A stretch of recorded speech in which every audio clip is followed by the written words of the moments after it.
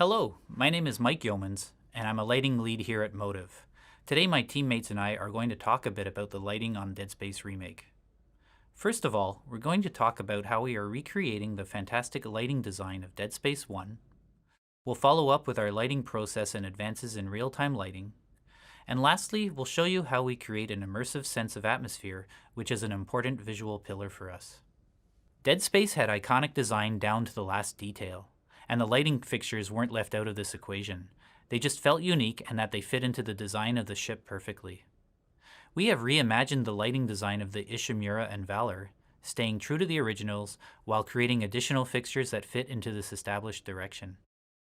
The fixture design feels modern while the bulb technology feels grounded in the present day. We are creating the illusion of depth in our fixtures so you can see the inner workings of the bulb beyond the glass using emissive shaders with a parallax effect. The brightness of the fixture respects the intensities of their real-world counterparts, and our lighting system uses the surface area of our emissive surfaces to determine how bright the bulbs get. Our volumetric lighting creates realistic cones of light that are unique to each fixture design, so we get really interesting shards of light with a hint of color. Much like in the real world, we use Kelvin temperature to determine the hue of our lights, so once again they feel familiar to what you would expect in real life.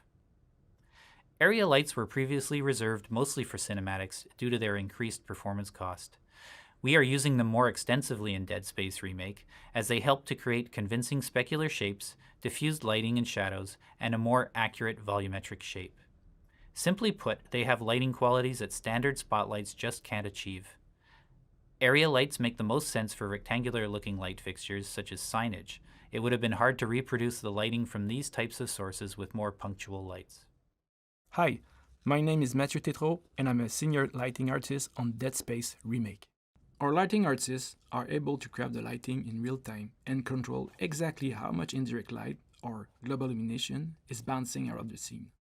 In previous game, we had to do offline calculation to pre-compute lighting and apply it to geometry in the form of light maps. This was time-consuming for artists and will limit any drastic lighting changes. Our remake is using a new GPU probe system, which allows real-time approximation of indirect light. Artists can get direct feedback from the change and can better match the amazing concept art.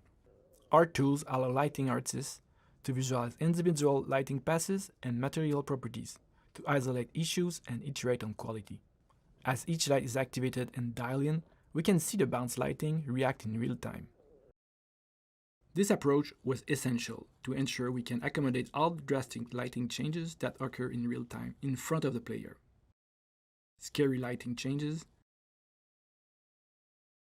quarantine,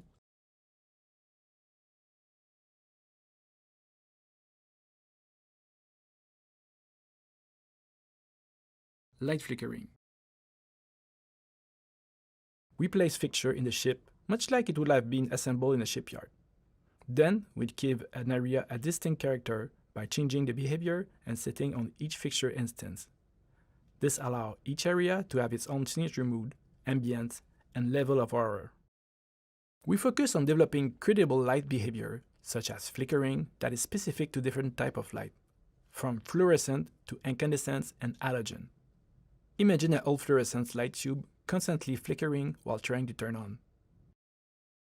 In this video, we can see how the electrical current is driving the behavior of different fixture technology, from fluorescent to incandescent.